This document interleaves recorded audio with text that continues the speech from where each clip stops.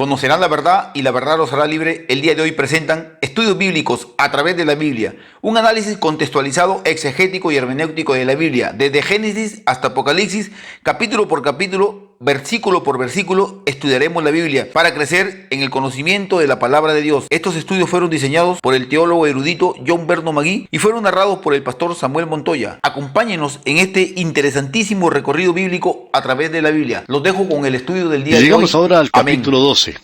Esta es otra de las grandes divisiones o secciones que tenemos en esta carta. La primera división trataba el tema de la doctrina y comprendía los 8 primeros capítulos. La segunda división, comprendida entre los capítulos 9 hasta el 11, tenía como tema la dispensación. Y la última división, que comprende los capítulos 12 hasta el 16, habla de la obligación. Llegamos ahora a la aplicación práctica de los argumentos teológicos que hemos tenido ante nosotros. En la primera parte de esta epístola a los Romanos, el lector vio desplegado el yelmo de la salvación y el escudo de la fe. Pero en esta última sección, los pies están calzados con la preparación del Evangelio de paz, y debemos estar preparados para la batalla. Debemos andar en nuestra vida y debemos correr en la carrera. Alguien puede sugerir que ya hemos hablado de lo práctico y de la santificación. Hermano que nos escucha, el Evangelio anduvo bien calzado, eso es cierto. Pero hay una gran diferencia entre estas dos secciones. Bajo la santificación, estamos tratando con el carácter cristiano. En esta sección, estamos tratando con la conducta cristiana. Antes se consideró el hombre interior, ahora es el hombre exterior. Antes era la condición del creyente. Aquí tenemos la consagración del creyente. Anteriormente vimos quién era el creyente. Ahora veremos lo que hace el creyente. Hemos visto los privilegios de la gracia. Ahora veremos los preceptos de la gracia. Hay muchos creyentes en nuestros días que se llaman a sí mismos creyentes separados, que tienen un gran número de reglamentos. Personalmente nos gustaría verlos hacer algo. También nos gustaría ver que dejaran de ser tan chismosos. Ya los conocemos y, amigo oyente, le advertimos que tenga cuidado con ellos. Deben reconocer que el Hijo de Dios en nuestro día no ha recibido reglamentos. Y lo que el apóstol Pablo indica en este pasaje son grandes preceptos que sirven de guía al creyente. El Espíritu Santo le da al creyente como si fuera una guía de caminos para que sepa dónde ir. Él no pone ningún límite de velocidad. Él identifica los lugares donde el creyente puede detenerse a comer, pero no lo obliga a hacerlo. Si hay desvíos, estos van bien marcados. Y siempre hay advertencias para poder evitarlos. La feria de la vanidad está claramente señalada y los caminos que a ella conducen están bien claros también. Se le dice al creyente que salga sin darle una ruta por la cual salir. Y hay varias de ellas. Bajamos ahora de la cima de la montaña que forman los capítulos 8, 9, 10 y 11 de esta epístola. Dejamos la cúspide del capítulo 11, versículos 33 al 36, y descendemos ahora a la planicie de la obligación. Y créeme, amigo oyente, que es un lugar plano. Es una obligación llana y lisa. Aquí es donde vivimos todos nosotros. Aquí es donde actuamos y donde realmente somos lo que somos. Entramos ahora en esta sección del amor. La primera sección habla de la fe. La otra habla de la esperanza y esta del amor. En los capítulos 12 y 13 nos encontramos con el servicio de los hijos de Dios. En los primeros 2 versículos del capítulo 12 se nos habla de la relación del Hijo de Dios hacia Dios. Luego una relación hacia los dones del Espíritu, su relación con otros creyentes, su relación con los inconversos, su relación con el gobierno y también con sus vecinos. Nosotros estamos en el mundo aunque no somos de él, y debemos reconocer que hay ciertas obligaciones para el Hijo de Dios en este mundo.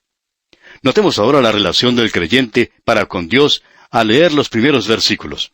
Leamos el primer versículo de este capítulo 12 de la epístola del apóstol Pablo a los Romanos. Así que, hermanos, os ruego por las misericordias de Dios, que presentéis vuestros cuerpos en sacrificio vivo, santo, agradable a Dios, que es vuestro culto racional. Notemos aquí que esas 2 primeras palabras de este versículo 1, así que, unen en realidad todo lo que se ha dicho anteriormente con lo que sigue. Tenemos la impresión de que Dios está considerando la situación completa. Él dice, os ruego, usando el lenguaje de la gracia, no de la ley. No escuchamos el tronar del monte Sinaí. Dice, os ruego. Moisés ordenaba. Pablo exhorta. Ese es el método del apóstol Pablo. Ahora, ¿podría Pablo haber dado una orden? Él le dijo a Filemón que le podía haber mandado a hacer algo, pero no lo hizo. Esto nos sugiere que no seguirá un mandamiento, que no habrá fuego como en el monte Sinaí. Dice, las misericordias de Dios. El plural es una forma hebrea. Destaca la abundancia de la misericordia. Dios es rico en misericordia. Dios tiene misericordia en abundancia. Estoy seguro que tiene que usar mucho de ella para conmigo. Y todavía tiene suficiente para usar en usted, amigo oyente. Esto implica compasión, piedad y la ternura de Dios. Su compasión nunca falta. Luego se nos pide que presentemos nuestros cuerpos. Esta es la misma palabra que fue utilizada, recuerda usted, allá en el capítulo 6, y se ha sugerido que su uso en ese capítulo era en relación con la mente, mientras que aquí es en relación con la voluntad. Ahora, creemos que esa es una diferencia innecesaria porque en ambos casos tiene aplicación con la voluntad. En el capítulo 6 se refería a la manera en que el carácter cristiano se rendía a Él. Aquí tiene que ver con la manera en que la conducta y la consagración cristiana se rinden a Dios. Cuando dice vuestros cuerpos, se refiere a nuestra personalidad completa. El cuerpo es el instrumento por medio del cual nos expresamos. La mente, nuestros afectos, la voluntad y el Espíritu Santo pueden utilizar nuestros cuerpos. Alguien ha compilado las siguientes referencias bíblicas que revelan esta latitud tan amplia. En la primera carta del apóstol Pablo a los Corintios, capítulo 6, versículo 20, leemos, glorificad pues a Dios en vuestro cuerpo, porque habéis sido comprados por precio. Luego en la carta a los Filipenses, capítulo 1, versículo 20, leemos, conforme a mi anhelo y esperanza de que en nada seré avergonzado. Antes bien, con toda confianza, como siempre, ahora también será magnificado Cristo en mi cuerpo. Necesitamos reconocer que este cuerpo es el templo del Espíritu Santo. Y Pablo continúa ahora diciendo aquí en el versículo 2, no os conforméis a este siglo, sino transformaos por medio de la renovación de vuestro entendimiento, para que comprobéis cuál sea la buena voluntad de Dios, agradable y perfecta. El Dr. Kenneth West, cuando estaba en el Instituto Bíblico Moody, hace ya varios años, escribió una traducción que más que traducción es una interpretación. Es un poco complicada, pero está muy bien hecha y es por eso que la queremos leer a continuación. Y dice así, deja de asumir una expresión exterior que no sale de dentro de ti y que no es una imagen verdadera de lo que eres en tu interior, sino que sigue el patrón de esta época en la que vivimos. Más bien cambia esa expresión exterior por una que proceda de tu interior y que sea una imagen clara de lo que eres en tu interior por medio de la renovación de tu conocimiento, que resultará en probar cuál es la voluntad de Dios, la buena, agradable y completa voluntad, y habiendo hallado que se ajusta a las especificaciones, pon tu aprobación sobre esa expresión exterior. Ahora reconocemos que eso es un poquito complicado. Sin embargo, eso es lo que Pablo está diciendo en este pasaje de las Escrituras en particular. Lo que él está haciendo es recomendar con ahínco al creyente que no amolde su vida y su conducta a los que lo rodean, ni aun a sus amigos de la iglesia. Hay tantas personas que cuando se juntan en una reunión, y aparentemente se reúnen 2 o 3 veces por semana, asumen una fachada que no tiene nada de verdadera. Ellos son los super santos. Y cuando se reúnen los domingos por la noche, uno creería que acaban de hacer brillar sus aureolas. No son normales ni naturales. Sin embargo, si usted quiere oír toda clase de chismes, aun los más sucios, usted puede reunirse con ese grupo y ellos continúan poniendo la misma fachada. Permítanos decirle, amigo oyente, que el Hijo de Dios no tiene que ser así. Tenemos que ser normales y naturales. Probablemente tendríamos que decir normales y supernaturales. Es muy fácil protagonizar una parte, una actuación. Eso es lo que quiere decir en realidad la palabra hipócrita. Esa misma palabra, upokrites, en griego, es la que se usa para los actores. Ellos están representando algo. Upokrites quiere decir hablar una parte y contestar. Es escuchar lo que dice el director en el teatro y decir la misma cosa cuando a uno le toca hablar. Eso es actuar. Eso es lo que se quiere decir con hipocresía. Es ser algo que uno no es en realidad. Hemos aprendido a través de los años que algunas personas que lo felicitan a uno y le dan palmaditas en la espalda y le sonríen, son los peores enemigos. En realidad, son peligrosos para uno. Shakespeare, el gran escritor literato inglés, fue quien dijo algo acerca de que el mundo era como un escenario y que cada persona debía actuar su parte. Pero eso no es cierto en cuanto al creyente se refiere, amigo oyente. Debe ser genuino porque el Espíritu Santo está obrando dentro de él, transformando su vida al renovar su entendimiento.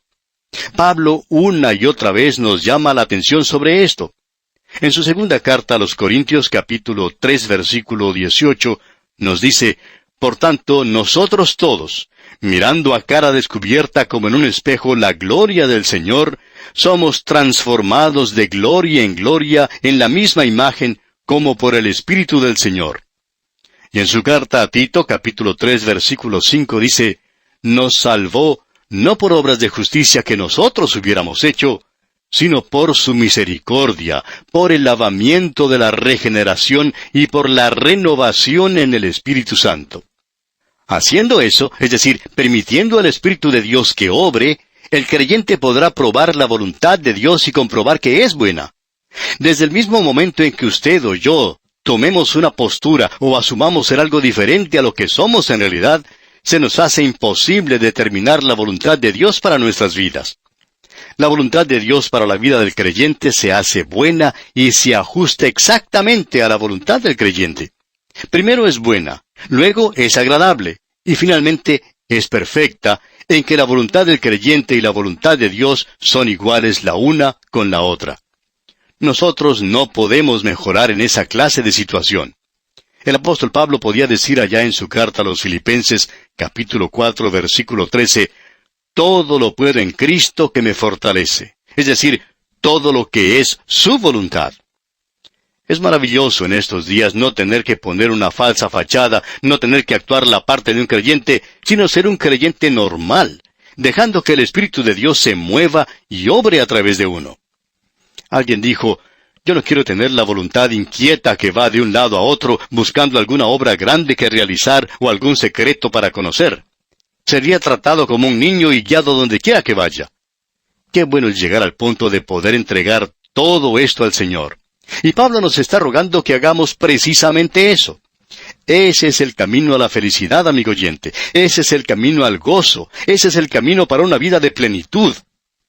Si usted, amigo oyente, se encuentra en esa clase de grupo, salga de allí y trate de vivir una vida cristiana normal, donde usted no tenga que pretender ser otra cosa. Un señor contaba una vez que había dejado de asistir a cierto grupo. Dijo que él y su señora dejaron de asistir porque se cansaron de ir a un lugar donde, por lo general, uno tiene que simular ser lo que no es. Todos ellos en ese grupo, dijo, son absolutamente anormales. Este señor comparte que la forma en que se dio cuenta de eso fue un día cuando encontró a uno de los miembros de este grupo, a quien él creía ser un supersanto. Lo halló en cierto lugar de negocios. Dijo: no lo pude reconocer. Su forma de actuar, todo era diferente. Él se había amoldado al mundo cuando estaba con ese grupo.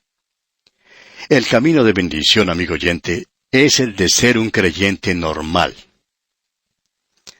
Bien, tenemos ahora la relación con los dones del Espíritu. Veamos lo que dice el versículo 3. Digo pues, por la gracia que me es dada, a cada cual que está entre vosotros, que no tenga más alto concepto de sí que el que debe tener, sino que piense de sí con cordura, conforme a la medida de fe que Dios repartió a cada uno. Nos parece que cuando el apóstol Pablo escribió esto, tendría una sonrisa en sus labios porque hay un gran número de creyentes que son ambiciosos, que siempre quieren subir un poco más. Hemos aprendido en nuestro trabajo cristiano que hay muchas personas en la iglesia que quieren ocupar una posición. Si uno quiere ser un pastor que tiene buen éxito y que quiere que muchas personas trabajen como hormigas, lo único que tiene que hacer es crear comisiones, juntas, consejos y nombrar presidentes de organizaciones. De esa manera, puede lograr que muchas personas que nunca harían nada, trabajen con mucho empeño. ¿Por qué? Porque tienen un concepto de sí mismas más alto del que debieran tener. Lo que necesitamos hacer es precisamente lo que sugiere Pablo en este pasaje. Debemos pensar con cordura. Dios nos ha dado a cada uno gracia. Pablo dice, digo pues por la gracia que me es dada. Él dice, estoy diciendo esto porque el Señor Jesús me hizo apóstol, y ahora estoy hablando como apóstol. Y él no está rogando nada en este párrafo. Él dice, les estoy diciendo que no deben tener ambición de progresar en los círculos cristianos. Siempre existe el peligro de que el creyente presuponga más de lo que es en realidad, especialmente en cuanto se refiere a su habilidad y carácter y a sus dones. Tenemos que hacer una estimación correcta de nosotros mismos en relación con los otros miembros de la iglesia. No debemos tener un concepto de nosotros más alto del que debemos tener. Necesitamos reconocer nuestras limitaciones y hacer lo que Dios quiere que hagamos. Y es un gozo estar en el lugar donde Dios quiere que uno esté. Veamos ahora los versículos 4 y 5. Porque de la manera que en un cuerpo tenemos muchos miembros, pero no todos los miembros tienen la misma función, así nosotros, siendo muchos, somos un cuerpo en Cristo, y todos miembros los unos de los otros.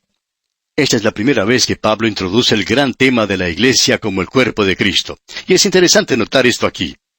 Cuando lleguemos a su primera carta a los Corintios, en los capítulos 12 al 14, podremos tratar esto más a fondo, quizá mucho más de lo que algunas personas quisieran que lo hiciéramos. Pero ese es el tema principal de las cartas que Pablo escribió a los Efesios y a los Colosenses, y también, por supuesto, a los Corintios. Y es que la iglesia es el cuerpo de Cristo. Bien, entonces, la iglesia como cuerpo de Cristo tiene que funcionar como un cuerpo. Y eso indica que tenemos muchos miembros. Y cada miembro, es decir, usted y yo, no tenemos el mismo don. Usted tiene un don que yo nunca podría usar. Y hay muchos miembros en el cuerpo, cientos de ellos. No creemos que Pablo haya dado una lista completa de todos los dones, porque cada vez que hablaba de ellos, hacía mención de nuevos dones que no habían sido mencionados en las otras listas. Y bien, vamos a detenernos aquí por hoy porque nuestro tiempo ha llegado a su fin. Continuaremos, Dios mediante, en nuestro próximo programa. Continuamos estudiando hoy el capítulo 12 de esta epístola del apóstol Pablo a los Romanos. Y en nuestro programa anterior estábamos hablando de los miembros del cuerpo de Cristo. Y decíamos que esta es la primera vez que el apóstol Pablo presenta el gran tema de la iglesia como el cuerpo de Cristo. Y dijimos que la iglesia como cuerpo de Cristo tiene que funcionar como un cuerpo. Eso indica que tenemos muchos miembros, y cada miembro, es decir, usted y yo, no tenemos el mismo don. Usted tiene un don que yo nunca podría usar, y hay muchos miembros en el cuerpo, cientos de ellos. No creemos que el apóstol Pablo haya dado una lista completa de todos los dones, porque cada vez que hablaba de ellos, mencionaba nuevos dones que no había mencionado en las otras listas. Y creemos que hizo eso a propósito. El Espíritu de Dios lo motivó a hacerlo. Tenemos ahora el versículo 6 de este capítulo 12 de la epístola a los Romanos, y dice, de manera que, teniendo diferentes dones, según la gracia que nos es dada, si el de profecía, úsese conforme a la medida de la fe. Aquí tenemos los dones carismáticos. La palabra griega para dones tiene la misma raíz que la palabra gracia. Se puede traducir como gracia o don gratuito. Estos fueron dados por el Espíritu de Dios. Allá en su carta a los Efesios, capítulo 4, versículo 11, hablando de Cristo, el apóstol Pablo dice, y Él, es decir, Cristo, mismo constituyó a unos apóstoles, a otros profetas, a otros evangelistas, a otros pastores y maestros. Ahora lo que Él hizo fue dar a la iglesia hombres que tenían los dones de ser apóstoles, profetas y evangelistas. Eso es lo que está diciendo allí. Hemos leído en el versículo 6, de manera que teniendo diferentes dones. Ahora cada miembro del cuerpo de Cristo tiene un don. Todos tienen una función. Y los dones son diferentes. Pero eso no quiere decir que algunos no tengan dones. Cada individuo en la iglesia, amigo oyente, tiene un don. Y el don es parte integrante de la gracia de Dios para con nosotros. Cuando Dios lo salva, Él lo pone a usted en el cuerpo de creyentes y usted debe funcionar. No funcionar como una máquina, sino funcionar como el miembro de un cuerpo, un organismo viviente. El don es ejercitado y confirmado por el poder del Espíritu Santo. Creemos que el creyente tiene que probar su don. Si usted tiene un don y piensa que lo está usando, debe probarlo. Tiene que hacer inventario. ¿Es usted una bendición verdadera para los demás? ¿Está usted edificando la iglesia o está dividiendo la iglesia? Ahora, la profecía que se menciona aquí no quiere decir predecir, sino que se refiere a cualquier mensaje de Dios. Y si nosotros profetizamos, tenemos que hacerlo en proporción, y esa es una expresión matemática. Dios suple la fe y el poder para igualar el don. Eso es lo que se está diciendo aquí. Consideremos ahora los versículos 7 y 8. O si de servicio, en servir, o el que enseña en la enseñanza, el que exhorta en la exhortación, el que reparte con liberalidad, el que preside con solicitud, el que hace misericordia con alegría. Dice aquí, o si de servicio en servir. Un acto de servicio creemos que se refiere a un tipo de ministerio múltiple y a sus aplicaciones prácticas. Hay numerosas formas de servicio en el cuerpo de creyentes incluidos en este ministerio. Por ejemplo, arreglar o acomodar las sillas para las reuniones, distribuir los himnarios antes de la reunión. Esos son ministerios. Hay algunas personas que no tienen el don de hablar públicamente, sin embargo, tienen un don de servicio. Hay personas que tienen dones especiales, como el de poder preparar una buena comida, por ejemplo, durante actividades especiales de la iglesia. El poder reunirse los creyentes en comunión y camaradería alrededor de una buena comida preparada por las hermanas del lugar puede ayudar mucho en las relaciones de todos los miembros de esa iglesia. Es algo de mucho valor, y se necesita personas con un don especial para hacer eso. Ahora también se menciona allí el que enseña en la enseñanza, el que exhorta en la exhortación. Y aquí se refiere al que consuela, al que alienta. Hay algunas personas que tienen el don de poder consolar a los demás, que tienen el don de poder hablar con alguien que esté enfermo o que haya perdido algún ser querido. Es la persona indicada para visitar a esas personas que están pasando por alguna dificultad o algún dolor. Ellos saben consolar. Luego se nos dice en este versículo, el que reparte con liberalidad. Es decir, el que puede compartir con otros lo que posee. Dios le puede haber dado a usted el don de poder hacer dinero, y ese es un don. Debemos ahora hacer énfasis en algo que lo necesita. Dice aquí, el que preside con solicitud, el que hace misericordia con alegría, en el versículo 8. Quiere decir que hay ciertas personas que tienen dones para dirigir. Hay hombres que son de ese carácter y la iglesia necesita personas de ese calibre. Ahora, el que hace misericordia, es decir, la persona que tiene la habilidad de entrar en la habitación de un enfermo. Y hay hombres que tienen ese don. Y cuando decimos hombres, queremos decir mujeres también. Tenemos ahora la relación con otros creyentes. Leamos el versículo 9 de este capítulo 12 de la epístola a los Romanos. El amor sea sin fingimiento. Aborreced lo malo, seguid lo bueno. El amor, dice aquí, sea sin fingimiento. Ese es un amor sin hipocresía. No vaya usted a darle palmaditas en la espalda a otro creyente y a decirle cosas que él sabe que no son sinceras, cuando en realidad no está expresando lo que siente. Dice aquí que el amor sea sin hipocresía. Ahora, aborreced, exprese su desagrado contra lo malo. Y seguid, quiere decir, adhiérase, júntese, como cinta pegante, a lo bueno. Estas son tres cosas maravillosas en la relación del creyente con los demás. No sea un hipócrita con los otros creyentes, amigo oyente. Tome una posición. Cuando vea que hay algo mal en la iglesia, tome su posición y exprese lo que no le gusta en sus funciones. Si tiene algún cargo o posición oficial en la iglesia y se da cuenta que las cosas que se están haciendo no están bien, póngase de pie y diga la verdad. La razón por la cual muchas iglesias fundamentales están pasando por malos momentos es porque les falta hombres y mujeres que sepan tomar una posición firme en cuanto a las cosas de Dios. Exprese, amigo oyente, su desagrado contra las cosas malas, pero que sean verdaderamente malas. Eso es lo que el creyente tiene que hacer en relación con los otros creyentes. Tenemos ahora los versículos 10 y 11 de este capítulo 12 de la epístola del apóstol Pablo a los romanos. Y leemos: Amaos los unos a los otros con amor fraternal. En cuanto a honra, prefiriéndoos los unos a los otros. En lo que requiere diligencia, no perezosos, fervientes en espíritu, sirviendo al Señor. Estos conceptos aquí, amigo oyente, son muy valiosos.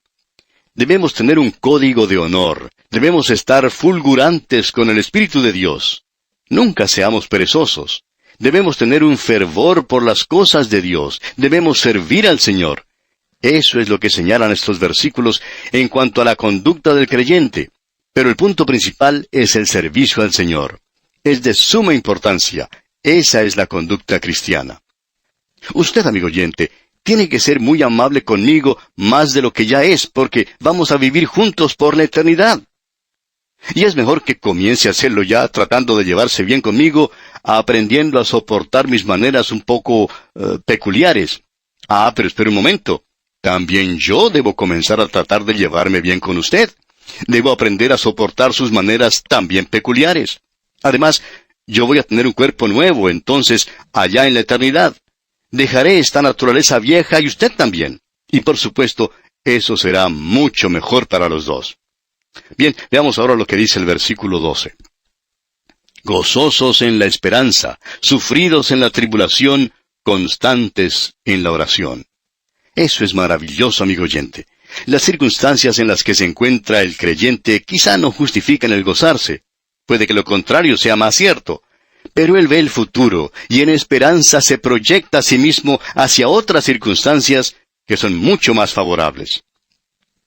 Hace algún tiempo en una iglesia, un día los creyentes estaban compartiendo sus versículos favoritos y un creyente dijo que su versículo favorito era «y aconteció». Solamente esas dos palabras, «y aconteció». Todo el mundo se quedó sorprendido por lo que dijo y el pastor se levantó y le preguntó: ¿cómo es posible que su versículo favorito sea «y aconteció»? Y este creyente dijo: cuando leo en la Biblia «y aconteció», sé que cuando tengo alguna dificultad y cuando tengo problemas, estos vinieron, pero que pasarán. No vinieron para quedarse conmigo para siempre, y cuando se vayan podré decir «y aconteció».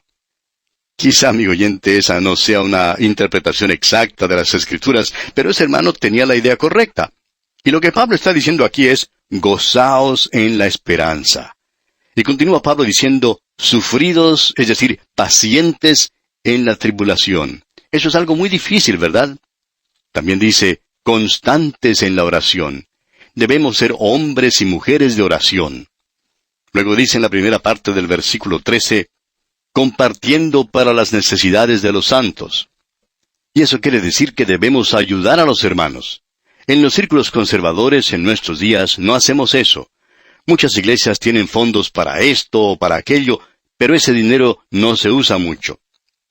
Luego, continuando con este versículo 13, se nos dice al final, practicando la hospitalidad. Eso es algo necesario. El darse a la hospitalidad es buscar a otros creyentes a los cuales se les puede extender la hospitalidad.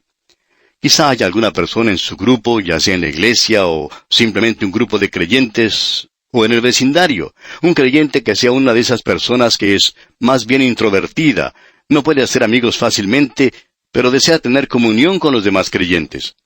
Si usted es una persona que hace amigos fácilmente, pues búsquelo, sea hospitalario.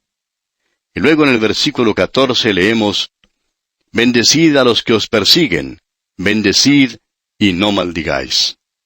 Ahora eso parece algo necesario para los creyentes, porque el creyente no debe perseguir a los demás. Pero la experiencia demuestra que hay algunos que hacen esas cosas. Y es muy difícil bendecir a la persona que nos está golpeando. Tenemos ante nosotros ahora los versículos 15 y 16. Gozaos con los que se gozan, llorad con los que lloran. Unánimes entre vosotros, no altivos, sino asociándoos con los humildes. No seáis sabios en vuestra propia opinión. Dice aquí, gozaos con los que se gozan. El lema del mundo es, ríete y reiremos contigo. Llora y llorarás solo. Porque este triste mundo tiene que buscar y pedir prestado un poco de alegría, ya que tiene suficientes problemas de sí mismo. Pero eso no es cierto en lo que concierne al Hijo de Dios. Se nos dice que debemos ser unánimes entre nosotros. Ahora eso no quiere decir que debemos ser idénticos, sino que tenemos que ser del mismo pensar en Cristo. Y los creyentes tienen que participar emocionalmente en la vida de los otros hermanos. Creemos que eso hace de los creyentes genuinos algo maravilloso. El Dr. J. Vernon McGee, autor de estos estudios bíblicos, decía que desde que él había tenido cáncer, había podido gozar del afecto de los demás creyentes. Él contaba de una creyente en la ciudad de Oakland, en California, en los Estados Unidos, quien le dijo, estoy dispuesta a tomar su lugar, tomar ese cáncer para que usted pueda vivir. Yo soy una enfermera y voy a ir a cuidarlo. Él dijo que eso le conmovió más que cualquier otra cosa. Nos damos cuenta que algunos creyentes no han llegado todavía a ese lugar, pero también hemos aprendido que hay muchos creyentes que llegan a formar parte de nuestra vida, y eso es maravilloso. Y así es como debería ser. Se nos ha dicho aquí también que no solo debemos ser unánimes entre nosotros, sino que no debemos ser altivos, asociándonos más bien con los humildes. También nos dice el apóstol Pablo, no seáis sabios en vuestra propia opinión. ¿Qué le parece este mandato? No seamos altivos. Hay muchos de los santos en nuestros días que piensan que están muy arriba espiritualmente, pero en realidad no lo están. Pablo mismo nos dice en su carta a los Filipenses, capítulo 2, versículo 5, haya pues en vosotros este sentir que hubo también en Cristo Jesús. Ahora, ¿cuál fue ese sentir? La humildad, amigo oyente. Y luego continúa diciendo aquí en este capítulo 12 de la epístola a los Romanos, en la parte final del versículo 16, no seáis sabios en vuestra propia opinión. Creemos que la tentación constante del creyente es la de creer que es más inteligente espiritualmente de lo que es en realidad. Salomón, un hombre que recibió sabiduría de Dios mismo, dijo algo que es de sumo interés en relación con lo que estamos hablando. Leemos allá en el libro de Proverbios, capítulo 26, versículo 12, que él dijo, ¿has visto hombre sabio en su propia opinión? Más esperanza hay del necio que de él. Seguimos ahora en nuestra consideración aquí en la epístola a los Romanos, notando cuál es la relación del creyente con los inconversos. Esta relación comprende los versículos 17 al 21. Estamos viviendo en un mundo de inconversos. ¿Cómo debemos comportarnos con ellos? Bien, leamos este versículo 17. No paguéis a nadie mal por mal, procurad lo bueno delante de todos los hombres. Leemos, no paguéis a nadie mal por mal. El creyente tiene que tener mucho cuidado con esto y debe ser prudente en su relación con el mundo que le rodea. Luego sigue diciendo el apóstol, procurad lo bueno delante de todos los hombres. No hay nada, amigo oyente, que pueda perjudicar más la causa de Cristo en el mundo en el día de hoy que un creyente que es deshonesto. Al mundo en realidad no le interesa si usted es uno de los que cree en la doctrina de que el milenio empezará con la segunda venida de Cristo, o si cree en la elección o el libre albedrío. El mundo ni siquiera piensa en eso.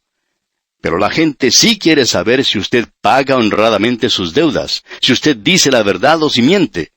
Ellos tienen mucho interés en esto. ¿Es usted una persona en la cual se puede depender, se puede confiar para hacer algo? ¿O puede usted ser un buen amigo de un incrédulo, de manera que él pueda confiar en usted? Esto es mucho mejor que andar repartiendo literatura en muchos casos. Uno encuentra a una persona en la calle y le da un folleto para que lo lea. Esa persona le pregunta, ¿y esto qué es?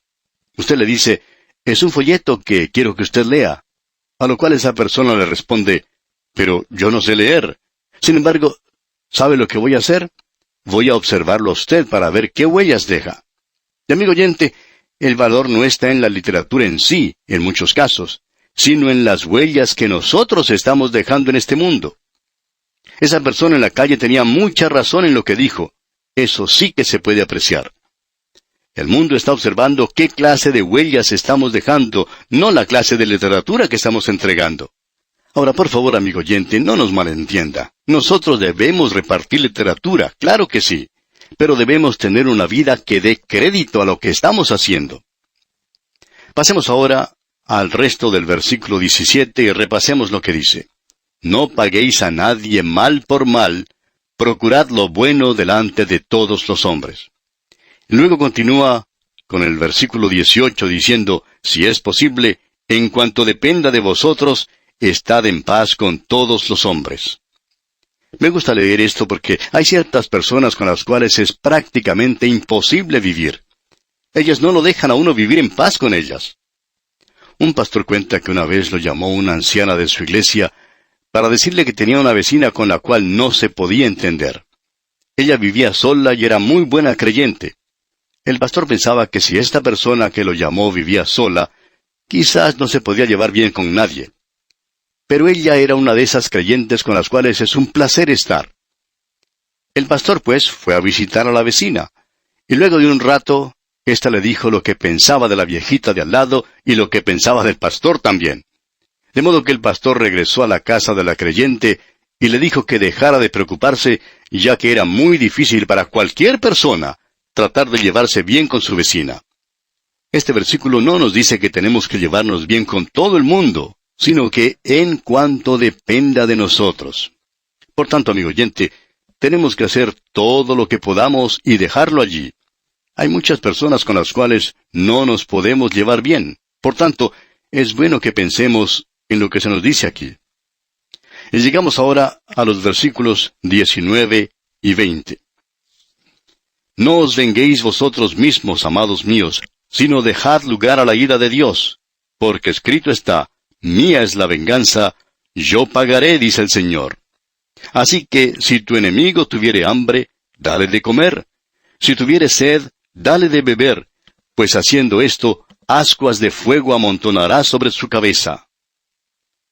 Esta es una de las normas más grandiosas que encontramos en la palabra de Dios. Es una de las cosas más difíciles de hacer para el Hijo de Dios. Cuando alguien nos golpea en la mejilla derecha, es muy difícil volver la otra.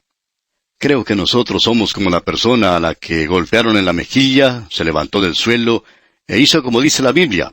Volvió su rostro para que lo golpearan en el otro lado, y el otro le vuelve a dar y a derribarlo otra vez. Pero ahora el que se había caído por los golpes del otro se levanta y le da una terrible paliza. Entonces alguien le pregunta, bueno, ¿y por qué hizo eso? Usted volvió la mejilla, ¿por qué no lo dejó allí? A lo cual éste responde, bueno, la Biblia dice que tenemos que volver la mejilla, y yo tenía solo la otra que ofrecer. Pero después de eso el Señor no me dijo lo que tenía que hacer, así que yo hice lo que pensé que debía hacer. Y amigo oyente, eso es lo que la mayoría de nosotros hace. Hacemos lo que pensamos que tenemos que hacer. Usted y yo sabemos que es muy difícil no volver a pegar. Pero en el instante en que usted y yo tomamos el asunto en nuestras propias manos y tratamos de solucionarlo nosotros mismos, en especial cuando alguien nos ha hecho algo malo y nosotros reaccionamos golpeando tan duro como podemos, estamos quitando las cosas de la mano de Dios y no estamos ya andando por fe. Lo que se nos está diciendo en este versículo es que el Señor dice que andemos con Él en fe, que le dejemos a Él nuestros asuntos porque Él los puede tratar mejor. Si es necesario que esta persona reciba su merecido, entonces el Señor se encargará de eso. Dios dice, confía en mí. Y usted, amigo oyente, puede hacerlo como yo también. Entregar el asunto al Señor, y creo que eso es lo que debemos hacer. Podemos decir, Señor, esta persona me ha hecho daño, me ha perjudicado. Ha dicho una mentira sobre mí. Ha sido deshonesto en cosas concernientes al dinero y en otras cosas más. Lo pongo en tus manos. Tú dijiste que te encargarías de ello y que yo no hiciera nada. Creo que eso es lo que debemos hacer, amigo oyente. Ahora, cuando decimos que debemos entregar todo este asunto en las manos del Señor, debemos hacerlo, confiando en que Dios hará lo que es justo y deseando que Él haga su voluntad, no lo que nosotros queremos, sino lo que Él desea hacer. Es más, debemos orar pidiendo la bendición por aquel que nos ha hecho daño. Solo así, como dice el apóstol, amontonaremos fuego, ascuas de fuego, sobre la cabeza de quien nos ha ofendido.